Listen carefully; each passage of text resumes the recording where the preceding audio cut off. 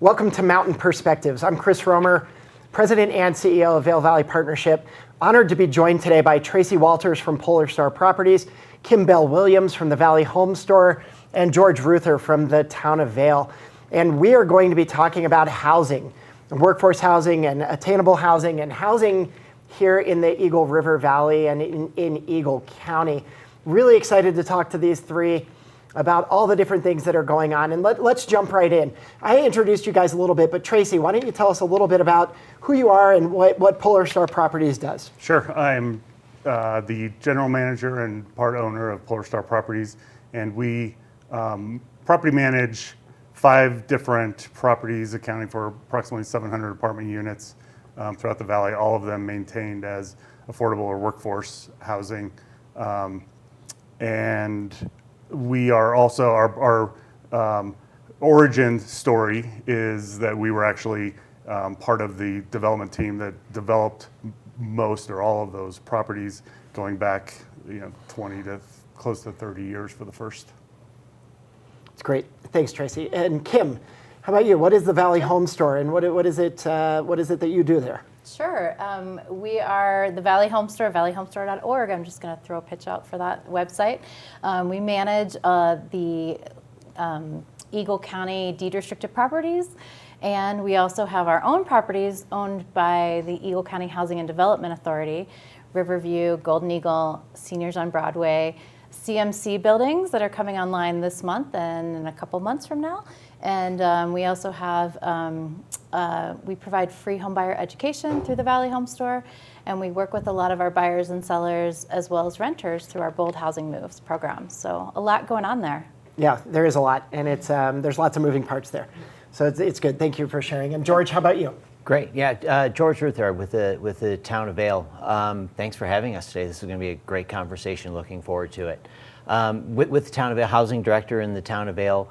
The town of Vail's been involved in the housing program since inception. Ironically, I like to share with some folks that when the town adopted its first master plan back in 1973, identified the need and importance of seasonal housing as being the most critical issue to be successful long-term for the town of Vail. And here we are 60 plus years later, still working through housing challenges.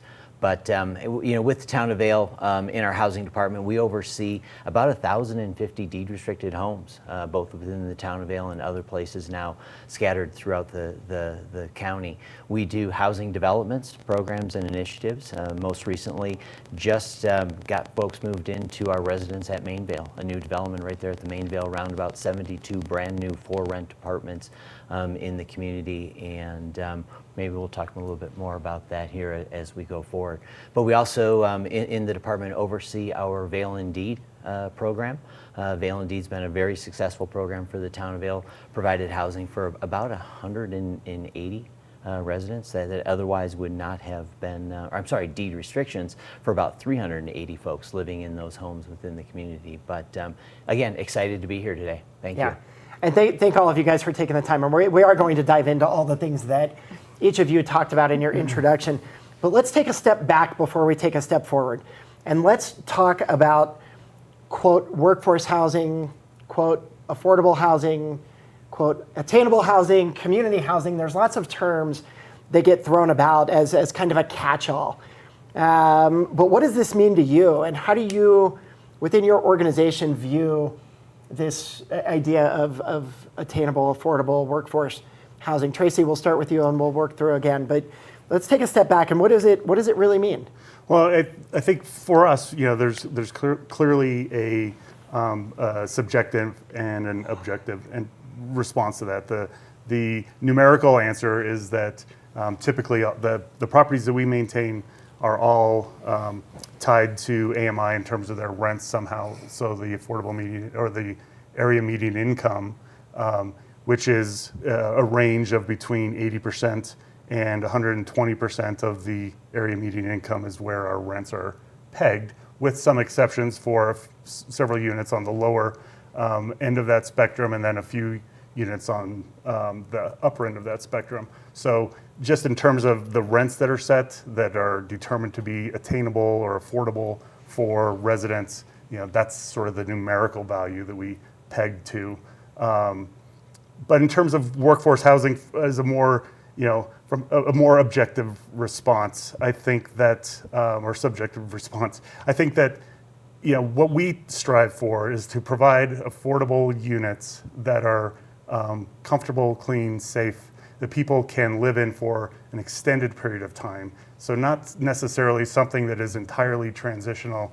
And we have people that have actually raised families that have lived in some of our apartment units for 15, 18, 20 years. We have residents that have had children, and their children have gone off to college and are coming back. And so we have actually second generation individuals that are looking for housing in our properties in the same places that they grew up. So I think, to answer your question, it's housing that people can actually live in. They can get in, they can live in for an extended period of time, and then they can move on to that next thing in their life, more or less at their choosing. Yeah, no, it's a great answer, and you've shared that Polar Star Properties has been involved in this from a development standpoint and a management standpoint for almost 30 years. So it's great to see and share those examples. So thank you, Kim. How about you? What is that catch-all phrase of affordable housing, workforce housing? What's it mean? Well, first of all, you have a lot of housing nerds up here, and housing comes with a lot of acronyms, so we'll try to not use those words. But the one I am going to start with is the federal definition of what you should spend on your housing that comes from HUD, which is the federal organization, says that no more than 30% of your income should be spent for housing. However, we know that doesn't really happen in this valley, but that is like the federal mark for where you start, working within the affordable housing world is right there. And so as Tracy mentioned, AMI, area median income, thank you for talking about that, so I didn't have to. A lot of the federal programs keep area median income to 80% or below is an actual rental rate for those who are in affordable housing. So that was the quick lesson around housing acronyms and terminology, but really for us, we know that that's not attainable here in the Valley, and we know that our housing authority really focuses on rental rates that are at 100% of area median income and below, and then also for sale product at 140% or below. So we're kind of in that range for the work that we do. It doesn't always work out perfectly, but we also, as I'll get to talk about later, focus on a spectrum of housing needs. So, right. Yeah. Yep, and we will be able to talk about that. It's funny, you said housing nerds, yes. And that's a loose term because you might just be a nerd. So George, if you would, share your definition of what workforce housing and affordable housing might mean. Absolutely, thank you. I think Tracy and Kim did a very good job of kind of describing the technical side of things. I think, in Vail, and one of the things we've seen when it comes to whether it's workforce housing, attainable housing, employee housing, locals housing, call it what you will, the reality is it's housing for locals and folks living here locally within the Valley on a seasonal and year-round basis. And for us, much of our approach to obtaining that affordability or that attainability around the workforce housing is through deed restrictions in the acquiring of the deed restrictions on properties. But I also think, and Kim mentioned, AMIs and HUD's requirements or definitions around affordability and 30% of the household income spent on living expenses. For us, I think there's a resort relevancy that comes into play here. I mean, we're a different place than other places across the state or across the country, and bringing that resort relevancy to this housing conversation is going to be important when we talk about affordability and attainability. The workforce piece, for us in Vail, it kind of falls under this umbrella. For years, we struggled with all those acronyms: employee housing, affordable housing, et cetera.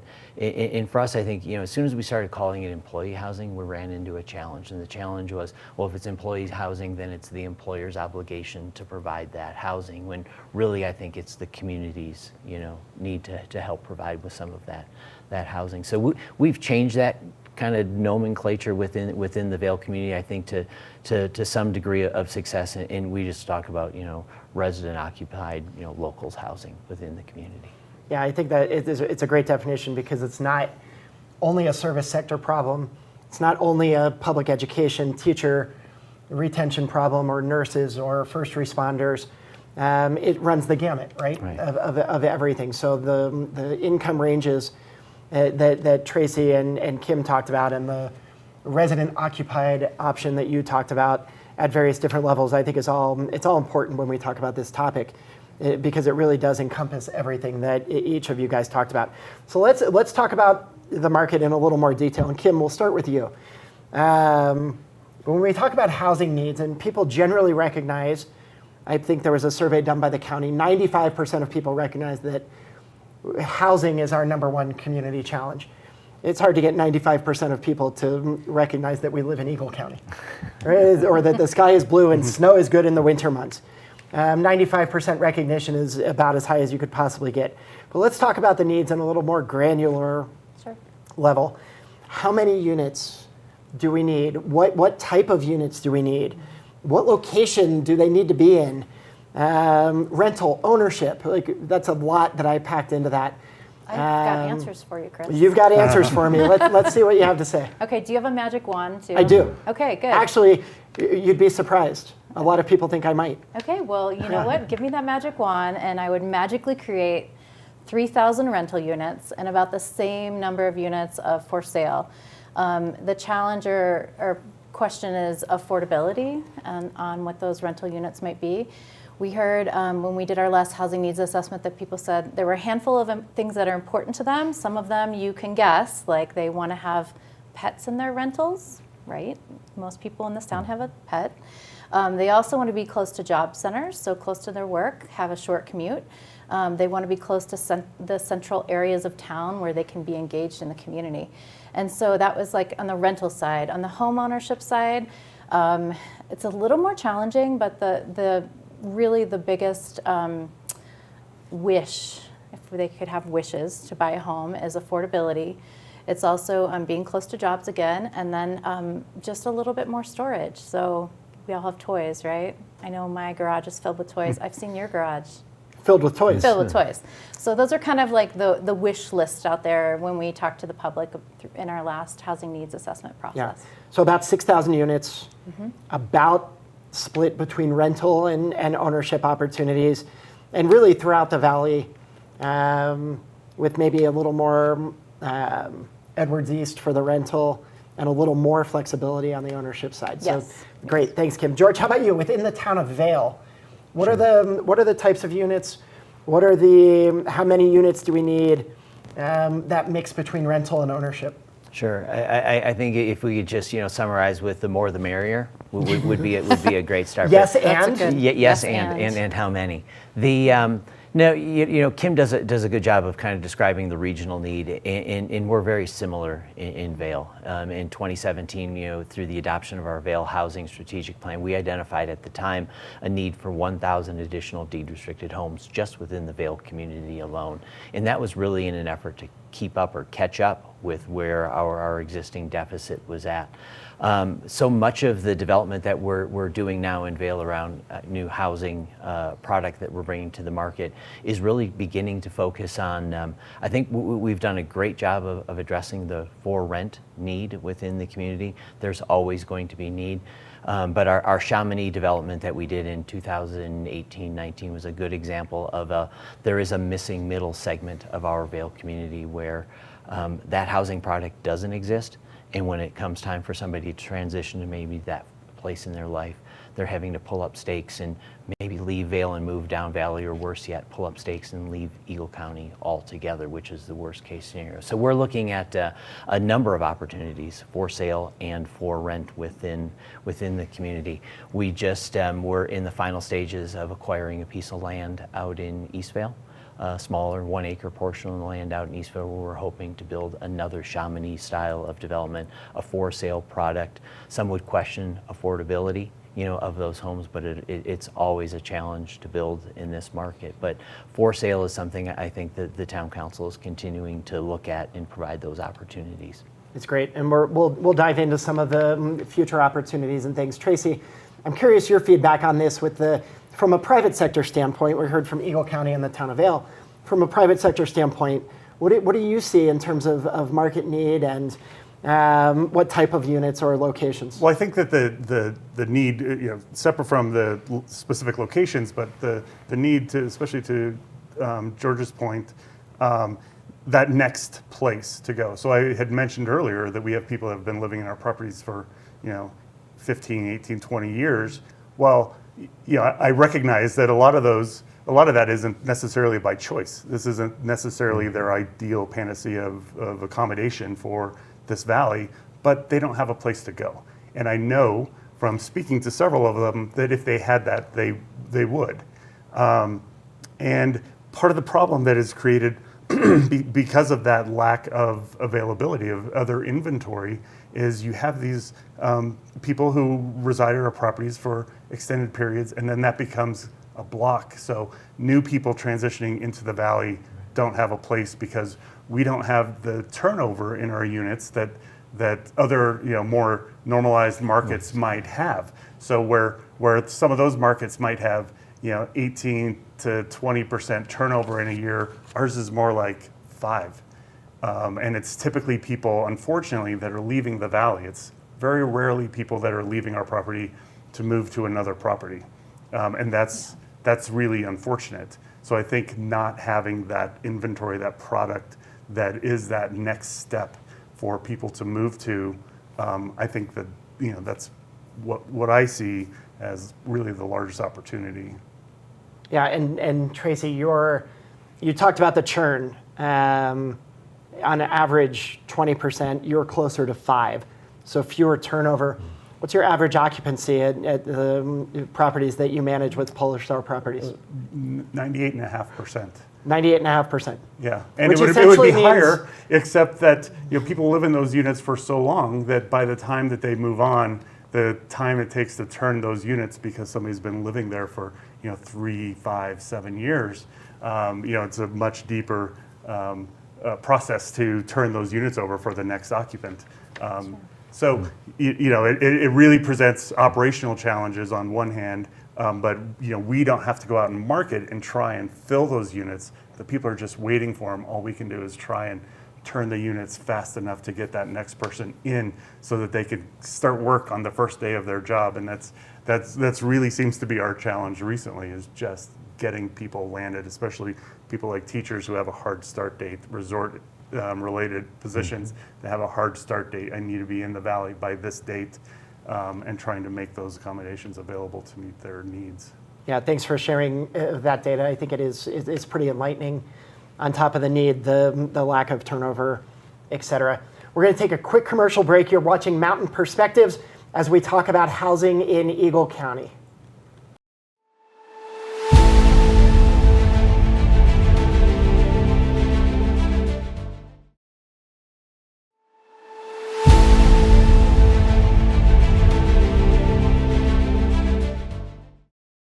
Welcome back to Mountain Perspectives. I'm Chris Romer, President and CEO of Vail Valley Partnership, joined by Tracy Walters from Polar Star Properties, Kim Bell-Williams from the Valley Home Store, and George Ruther from the town of Vail.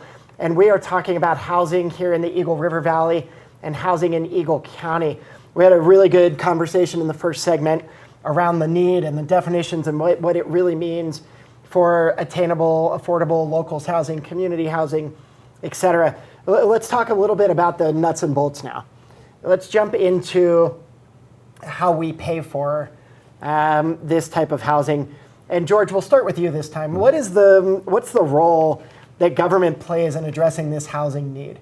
Sure. That's been a conversation of debate for a long time, within the Vail community. And I think in many ways we've turned that corner, and there is a recognition within the Vail community proper that there is a role for the municipal government to play, especially in a community like Vail that relies almost 90% on sales tax collections to fund its government coffers. So ensuring that we have safe and adequate and appropriate places for our workforce to live is going to be most important in Vail. I think it was further substantiated back in November of 2021, I believe, when the town of Vail put a ballot initiative out to the voters in Vail about taxing themselves with a 0.5% sales tax increase to be dedicated towards housing initiatives, programs, and developments within Vail, and it passed. You know, that was the first sales tax increase in 47 years, I believe. Within the Vail community, so I think it puts an importance upon it. Additionally, you know, a lot of conversation within the Vail community in recognition. You know, I think so much of this has been kind of an evolution towards a recognition of the importance of housing. Is this notion that in the Vail community, housing is infrastructure. It's no different than roads, bridges, streets, utilities, schools, healthcare, et cetera. You know, without it, we're not a successful community. And so some of the rhetoric we often heard early on in you know, decades ago about, you know, it's not the role of government to be involved in housing. I pulled myself up by my own bootstraps. I think there has been a fundamental change in thinking within the population of not only Vail, but Eagle County as a whole around the importance of this housing, and that our success is going to come when we provide adequate housing for a significant portion of our population. Yeah, it's really essential to community. Not just the guest experience, which is certainly aligned with, but the community as a whole. To have a vibrant, vital community, you need people living within that community. And the town of Vail, through the sales tax and through some of the other programs and the housing developments that you've talked about, Vail's taken a leadership role in many ways. Kim, let's hear from you, because Eagle County has also done quite a bit. It's taken a leadership role, has some things coming out of the ground, has some plans for future things to come out of the ground. So how does Eagle County view this, and how does the Valley Home Store view the idea of what the right role of government is when it comes to housing?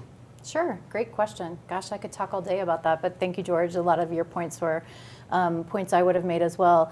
You know, I think really it's critical to understand that, you know, the Valley Home Store is owned by the Eagle County Housing and Development Authority, and we provide the basis of our services we give to the community through being a realtor. We make a 2% transfer, 2% real estate commission on every deed restricted house we sell. Also, we provide property management services, and we pay for our team through that work. So the work we do get paid for some of it. But in order to invest in locals' housing, it really has to be this, the paycheck is bigger, right? You have to have a lot more money to build housing here. And so what we did a couple years ago is we put a deed restriction on our biggest asset, which was Lake Creek Village Apartments, and through the sale of that asset, I timed it perfectly. I mean, really. It was all you. It was all me, none of the market. But we were able to put over $50 million into our account, and we're using those dollars to actively roll out our new programs, to build new housing, and to really look at what we can do to protect and preserve our existing affordable housing in Eagle County. Yeah, no, it's great. And there's some success stories. We're going to talk about some success stories coming up here. A little bit of a spoiler alert for everybody. We will be talking about some specific projects and things. Tracy, from your perspective, what role does the private sector have in community housing, locals housing, workforce housing? How does the private sector work on this and build units that are attainable to locals?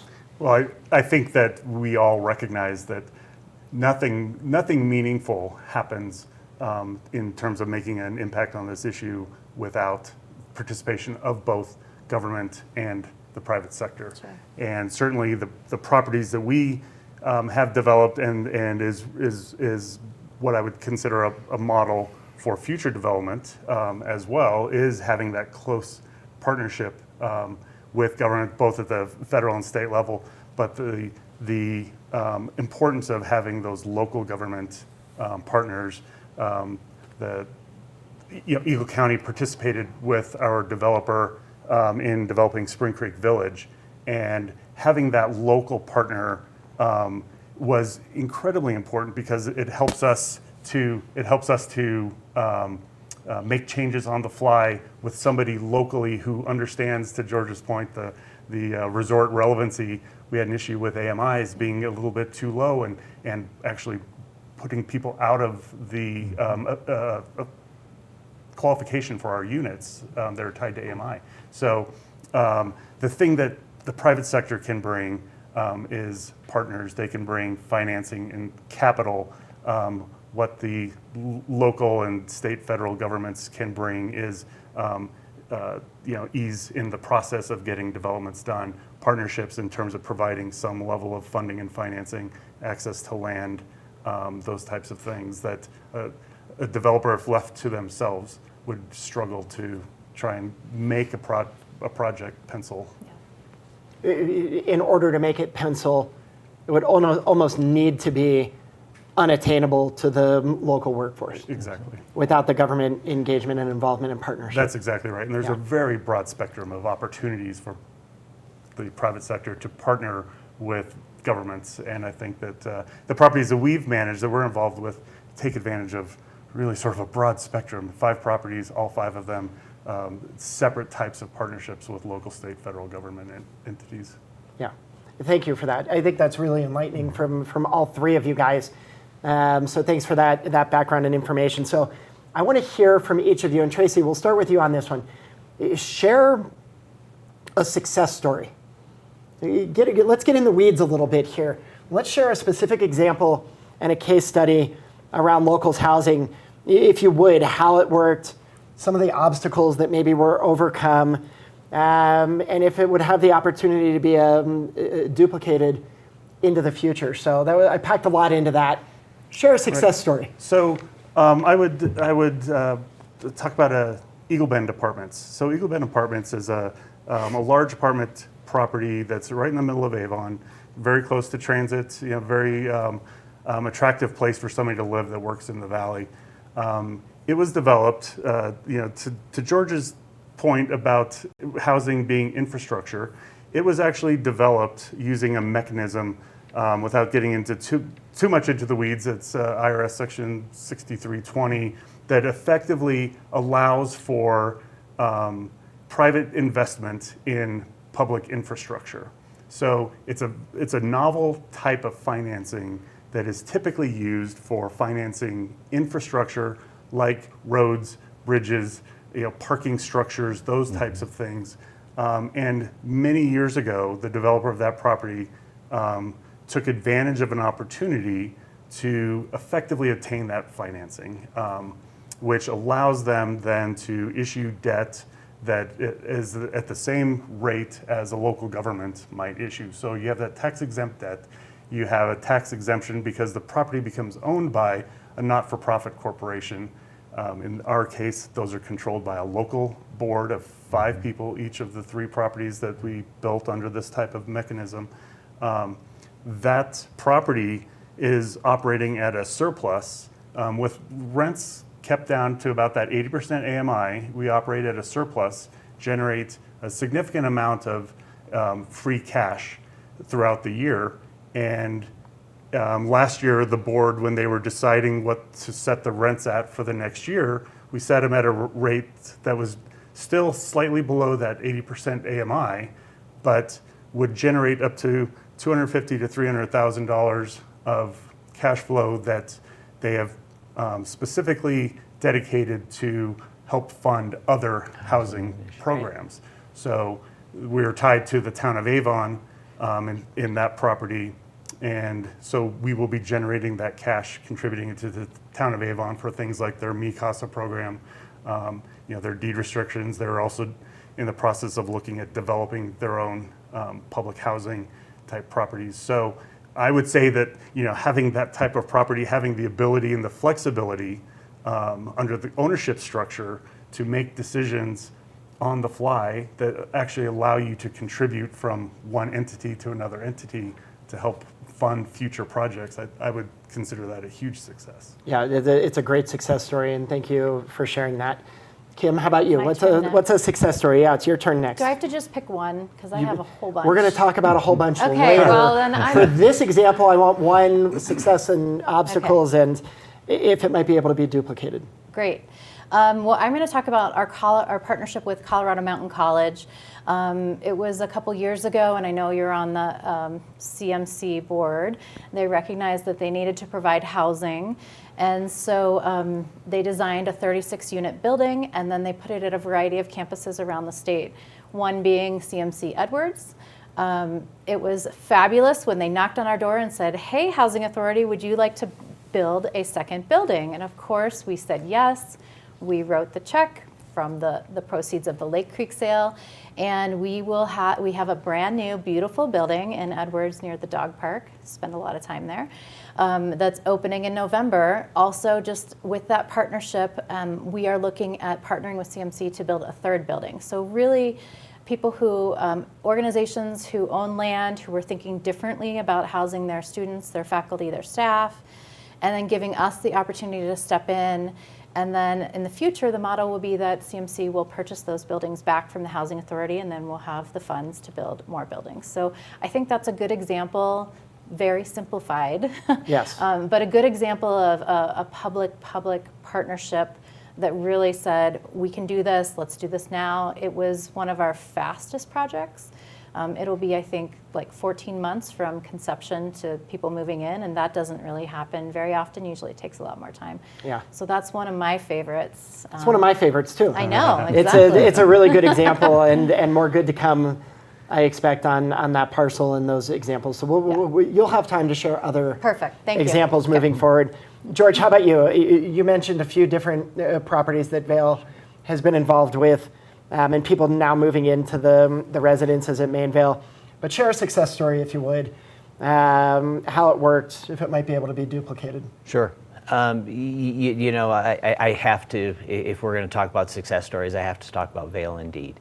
You know, Vail Indeed, the whole idea, and while Vail Indeed has yielded tremendous results for the Vail community in the form of 180 deed restricted properties that we otherwise would not have if this program didn't exist, in homes for over 380 people now, in a community that is otherwise bound and constrained by land resources, and capitalizing on the housing units we already have. I like to share, in Vail, we don't have a housing problem, we have an occupancy problem. We only have 5,300 people, yet I have 7,200 homes. We have more homes than we have people. So, Vail Indeed was a way of kind of navigating through all of those issues that got us to protecting and preserving some of the homes that we already have in the community.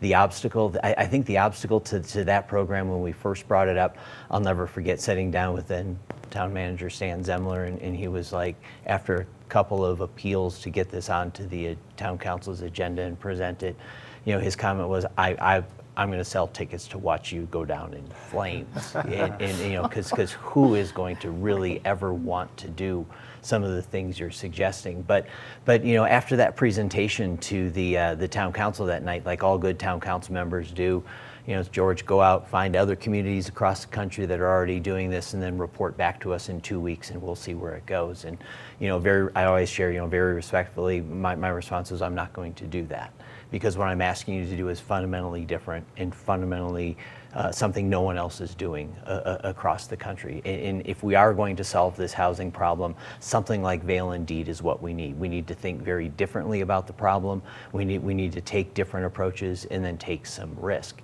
And at the end of all that, like I said, 180 properties that otherwise would not have been deed restricted within our community are now deed restricted, and 380 plus people have homes. The success of the Vail Indeed program, I've had the good fortune of traveling from as far east as Nantucket and Cape Cod to the communities around Lake Tahoe, who are now implementing a very similar program. And I think Vail Indeed has now been adopted in various forms in 26 or 28 communities across the country. So it's been a great success, for us. Is it the silver bullet? Absolutely not, but it definitely has changed the game for the folks living in Vail. Yeah, it's part of that yes and approach that we talked about before. In Avon's program that Tracy mentioned, the Mikasa is modeled after Vail Indeed and others as well. So it's a really good example. We're going to use this opportunity to take a quick commercial break. We'll be right back with Mountain Perspectives.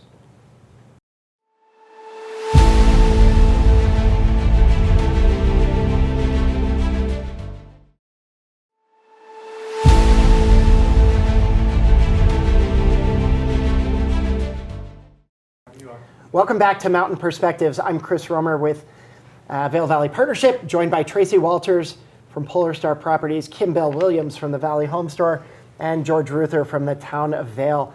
And we are talking all things housing in the Eagle River Valley and across Eagle County.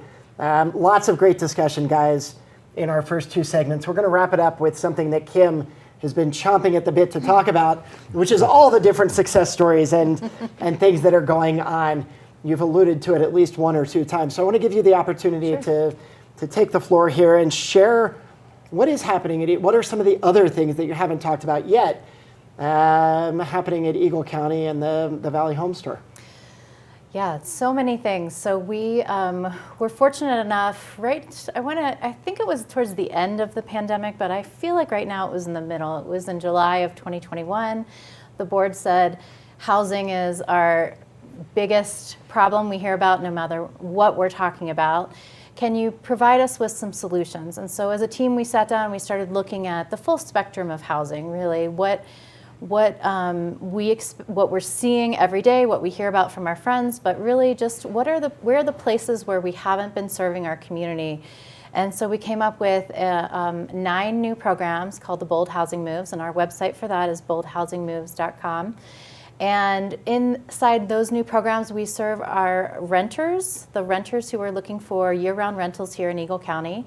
We are serving our home buyers, which is something we've done consistently at the Valley Home Store over the years, expanding those programs and offering more services, and then really looking at opportunities to provide more home rental opportunities for homeowners.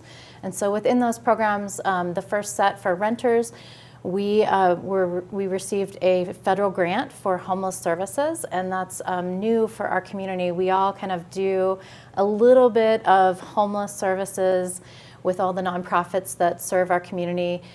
The police stations, the ambulance district, the hospital, everyone has their fingers in it, but we've been really working to consolidate those services and provide a bigger depth of opportunities for people who are experiencing homelessness. So that's new for us as a housing authority. Usually it's not a housing authority. But since we started the work in March of 2022, we have served over 130 people. So even though it's not something we see and it's not as glamorous talking about homelessness, it is happening. And we know that we're starting to collect the data and really start to serve those folks. So that's my first soapbox. My second one is just really helping with rental assistance. And so we have a rental assistance program called Rental Funds, where we will provide your landlord with first and last month's rent. You pay your own security deposit, and then we turn around and you pay back the last month's rent over 11 months.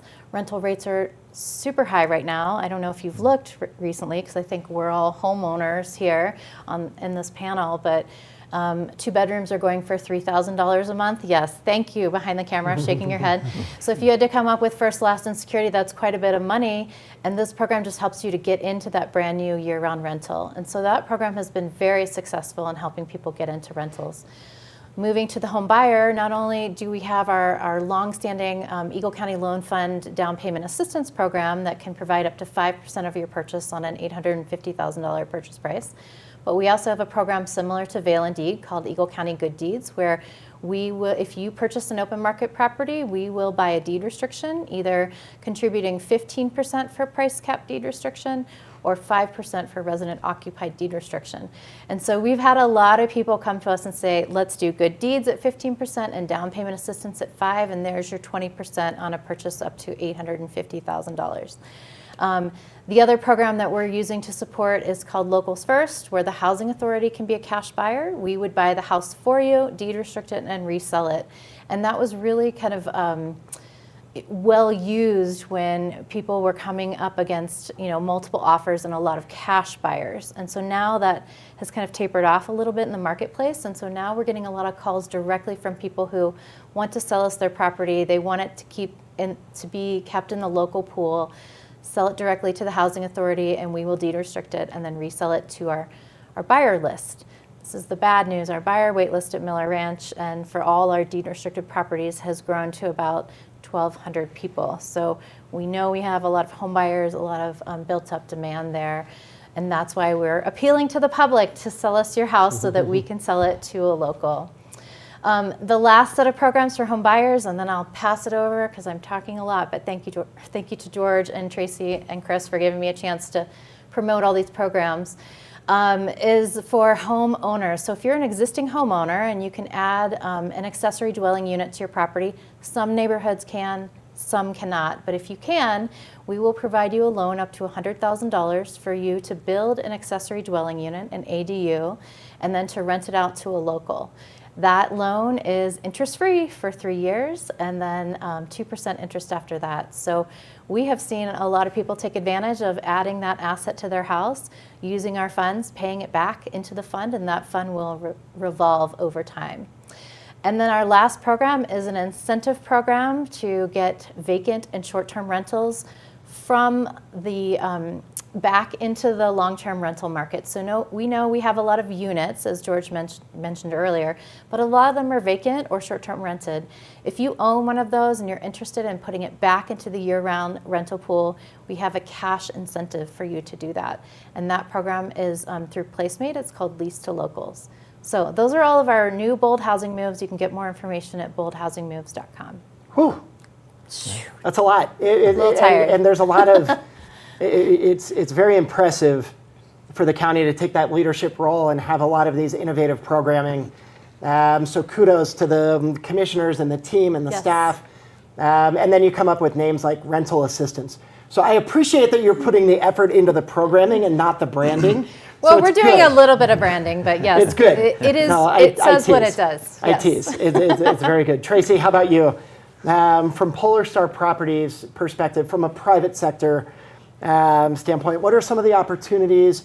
What are some of the plans that you guys might have that you might be able to share? Well, from the property management side, I think that the opportunity for us is to sort of grow our portfolio over time, especially as it relates to locals and workforce housing properties, so that we can assist more people in moving, sort of transitioning from property one to property two, from a one bedroom, then you're married and now you've got a child and you need to get into a 2-bedroom, or in the future into a 3-bedroom. The more access we have to those units within our specific portfolio, the more we can do that. That's definitely something that we do today, but we're kind of capped by the total number of units that we have. Another thing that we've been involved in quite a bit recently is, I mentioned the town of Avon and some of their housing initiatives, but having conversations with them and their staff and talking about what it means to finance housing as infrastructure, the 6320 concept. They're an important local partner. And we have a great depth of knowledge in our experience in developing a lot of these properties in the past. So I think that kind of helping people helping projects to find that kind of novel structure, I think, is a big opportunity for us as well. But beyond that, the one of the things I really appreciate, we house in our apartments, we house about 2,400 people. That's a big portion of the community. And we partner a lot with local nonprofits, various agencies, the Bright Future Foundation, to help to find housing for people that need it in the most desperate of times or the most urgent of circumstances. But we also partner with some of the nonprofits, the Community Market and others, to make sure that people have access to other things that they need besides just the housing portion. So I think that we have our hands in several of those types of programs and partnerships, and I think that expanding those in the future is probably something that we can take full advantage of.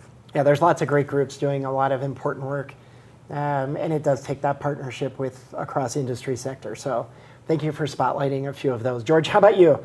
With the town of Vail, what are some of the current plans and things that you might want to share? Sure. A number of things are in the pipeline and coming out into the community. Timber Ridge is a piece of property the town of Vail bought in the early 2000s with the specific purpose of redeveloping that property and increasing the supply of deed-restricted homes on that site. We did a first half of a redevelopment a number of years back. We're now almost to the finish line with our Planning and Environmental Commission on getting the entitlements for a new 296 home development, on that site. What kind of excites me about Timber Ridge, other than replacing a building that has clearly outlived its life cycle with new homes and increasing the supply, is also the approach that we've taken to finance this. To finance the project, building almost 300 homes in Vail, you can imagine, is a pretty costly endeavor. But we had the good fortune of turning to our business community to help us fund and finance the development of those homes. And 165 of those homes will be sold to business owners, employers within the Vail community, and then in turn they will rent those homes back to their employees and to their workforce. What that did was that allowed us to build those homes at the cost it's going to cost that we're going to incur to build the homes. Any subsidy that would come in the rental rates comes from the employers. So I see this as Timber Ridge is probably one of the most public and private partnerships the town of Vail has done. It really kind of embodies what the understanding the importance of housing in the Vail community has become.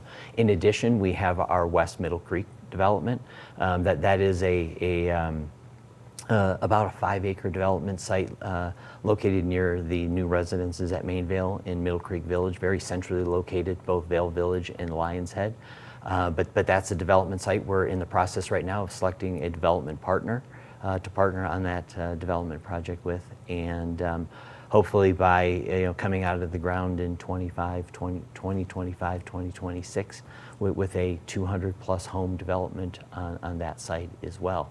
We also have completed a first phase of a redevelopment of our public works facilities out at the town public works shops, but there's lots of land opportunity out there, and we're exploring the opportunity of a second phase of that master plan implementation, which would bring about 140 to 150 rental apartments on that site as well. So lots going on in the community, but would almost be remiss in sharing that a lot of this is because of the private sector's participation and involvement and willingness to help us address this housing challenge within the Vail community. So in response, internally we're working on a whole series of initiatives that would very similar to what we did with the Lions Head redevelopment, when we created some economic incentives for the private sector to participate in that redevelopment effort. We're looking at making some significant revisions to our land use regulations, codes, and administrative policies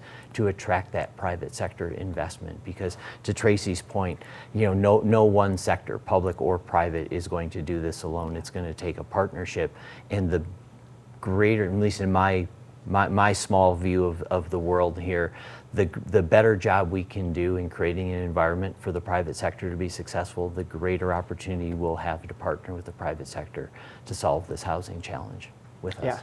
No, it's great, George, and we really do need everybody rowing the boat in the proverbial same direction, right?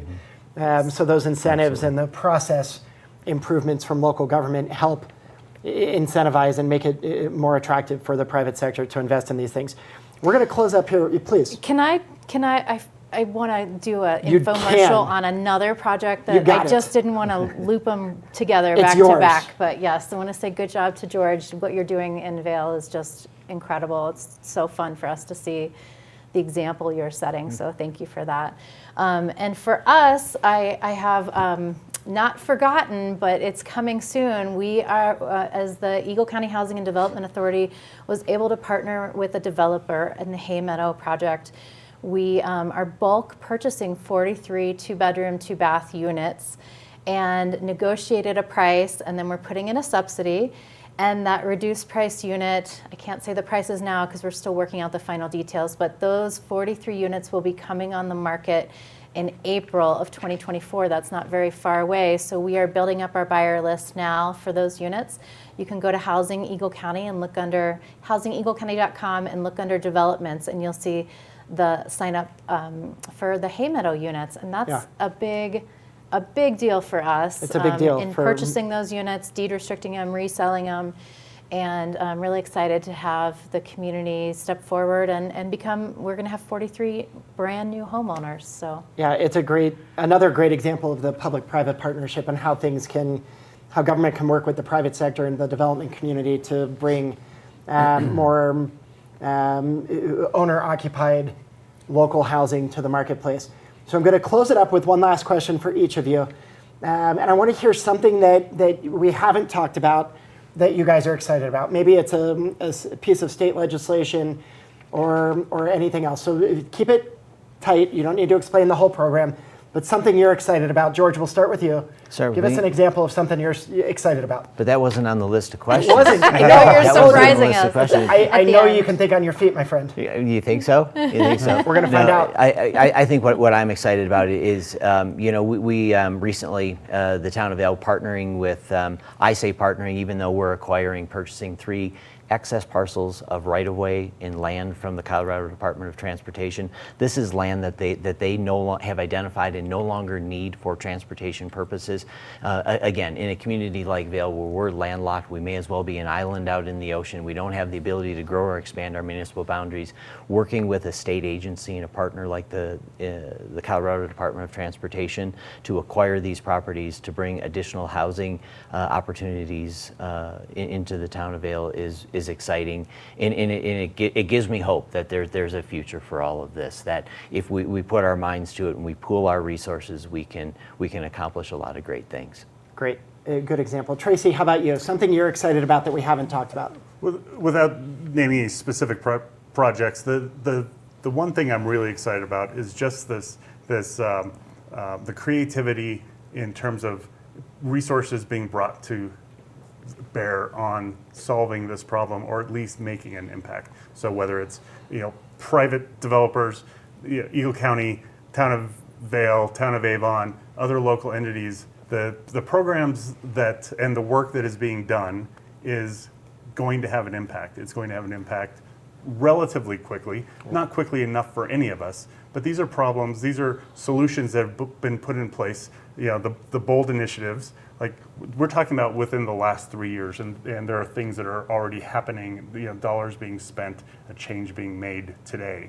And I think just the sense of urgency and, like I said, the creativity, the partnerships, across municipalities, across levels of government, and involving the private sector, I think that that's the thing that really excites me. It's a really exciting time to be involved in working on this issue. Yes, agreed. And Kim, how about you? An example we haven't talked about yet, something you're excited about. I can't narrow it down, so I'm going to give you 2. The first example is Eagle County owns about 10 acres of land in West Eagle, and we have started both the annexation and the entitlement process with the town of Eagle. So that's active happening. We're looking at 113 units there that we're hoping to have all for sale, deed restricted inventory. And the second thing is, as a housing team, we've really put a focus on looking at our services through the lens of diversity, equity, and inclusion. And one thing I am so proud of in this last year is that we did 3 real estate transactions completely in Spanish from start to finish this year. And I'm so proud of that work because I think that that is what we need to be looking at as a community, is how we serve everybody. And so I'm super proud of my team at the Valley Home Store, and thank you for having us, Romer. Yeah, of course. It's my pleasure. It's our pleasure. I'm going to take a little bit of executive privilege and share 2 examples that I'm excited about moving forward. One is Proposition 123, Yes. Statewide funding that local towns and communities will need to apply for, that has some thresholds and build up. So that's one that I think is exciting. And Senate Bill 1 that will allow us essentially the state land board parcel in Eaglevale with the town of Vail, the town of Avon, Eagle County, and many other partners working to develop a significant housing project there that will have ownership and rental and everything else. So I'm excited about both of those state initiatives. We've talked a lot today about housing. Thanks to Tracy, Kim, and George. You've been watching Mountain Perspectives on TV8.